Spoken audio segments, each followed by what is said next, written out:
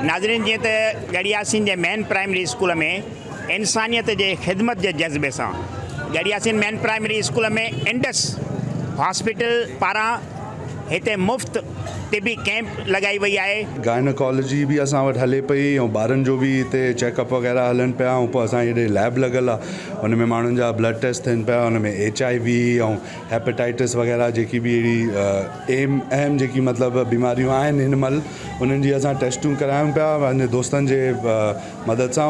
कोशिशि इहा आहे त जिथे बि असांजा दोस्त ॿार बच्चा जेका बि मतिलबु ज़रूरतमंद आहिनि उन्हनि खे कोशिशि करे असां कुझु रिलीफ पुॼायूं ऐं कुझु मेडिकल सपोर्ट बि कयूं। हिननि डॉक्टरनि खे शाबाश आहे, वीचारा गंभट खां कई आहिनि हेॾियूं सारियूं मशीनियूं खणी असां ग़रीब माण्हुनि जी हेल्प करण जे लाइ।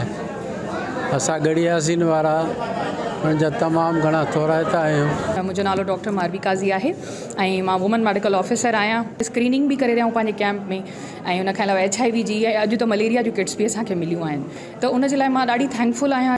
सो असांजी कोशिशि इहा आहे की बहितरीन तरीक़े सां कैंप कयूं त जीअं वधि खां वधि असां सहूलियत ॾेई सघूं पंहिंजे पेशेंट्स खे। स्क्रीनिंग जो जेको मरहलो असां कयूं था उन में ईअं आहे त जेको आहे सो हिन वक़्तु 20 खां 25 सैंपल कलेक्ट थी विया आहिनि पेशेंटनि जा ऐं उन में BC HIV कयूं था ऐं जंहिंखे अगरि B नेगेटिव अचे थी त उनखे असां वैक्सीन बि कयूं था B जी। तकरीबन कलाक में 200 प्लस असां पेशेंट ॾिसी चुका आहिनि। जी जी, मरीज़नि जी जेका अचे थी त उहो मलेरिया, डेंगी ऐं जेका टाइफाइड जा पेशेंट ज़्यादा था अचनि असां वटि। बुखार जी दवा आहे, एंटीबायोटिक आहे, एंटी मलेरियल दवा आहे, मोशननि जे हवाले सां डायरिया जी जेके मेडिसिन आहे उहा आहे, प्लस में ORS अवेलेबल आहे ऐं गॾो गॾु जेको असां वटि गाइनी जे हवाले सां कुझु जेको प्रोडक्ट्स आहिनि जेको आहे एब्डामिनल डिस्कम्फर्ट जे हवाले सां या जेके ज़नानी बीमारियूं थियनि थियूं उन जे हवाले सां कुझु दवाऊं आहिनि। कननि जे जेको आहे न इन्फेक्शन जे हवाले सां एयर ड्रॉप्स बि आहिनि, आई ड्रॉप्स बि आहिनि। स्किन इन्फेक्शन जे हवाले सां वुंड वग़ैरह जेको थिए थो पेशेंट्स में त उन वटि असां वटि ऑइंटमेंट्स बि अवेलेबल आहिनि। जेको ॾेखारियोसीं जेको दवा मिले नी जेसिताईं 4 मरीज़ वठी आया आहिनि, उन्हनि चयो दवा हिते न ॿाहिरि मिलंदव।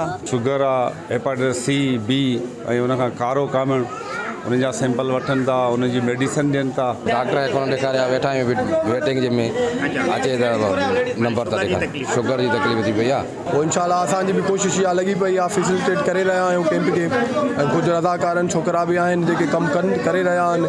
Mohammad Aslam Soomro, KTN news.